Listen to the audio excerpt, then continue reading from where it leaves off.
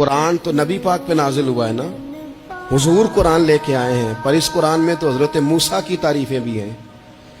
हजरत ईसा के तज़किरे भी हैं, जनाब ईसा के मोजज़ात भी हैं, इसमें तो हजरत नूह का जिक्र भी है, इसमें तो हजरत आदम का जिक्र भी है, इसमें तो हजरत यूसुफ अलैहिस्सलाम के हुस्न और जमाल और कमाल के तज़किरे, इसमें तो जनाब लुकमान हकीम की हिकमत और दानाई की बात है, इसमें तो हजरत खजर का तज़किरा है।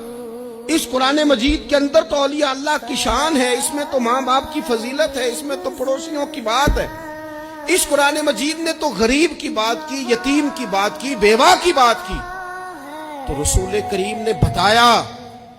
कि दूसरों को पीछे करके अपने आप को आगे नहीं किया जा सकता,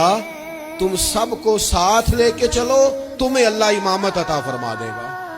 हुजूर ने तारुफ कराया अपनी उम्मत को सारे नबियों का, रसूलों का, हुजूर ने उनके तज़किरे किए, हदीस में उनके तज़किरे हुए, हुजूर ने हर एक की शाने बुलंद कर करके बयान की और फरमाया किसी नबी की बात मेरे साथ मिलाकर इस तरह ना करना कि उनकी कसरे शान हो जाए माज़अल्लाह,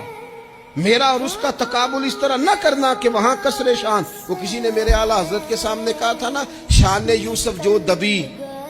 वो भी इसी दर पे दबी। तो आला हजरत कहने लगे हुजूर तो किसी को दबाने आई नहीं, ये तू क्या बात कर रहा है, तू कह शान यूसुफ जो बड़ी वो भी इसी दर से बड़ी। ये कह कि नबी पाक तो इज्जतें देने आए, हर एक की किस्मत में हुजूर ने इज्जत लिखी।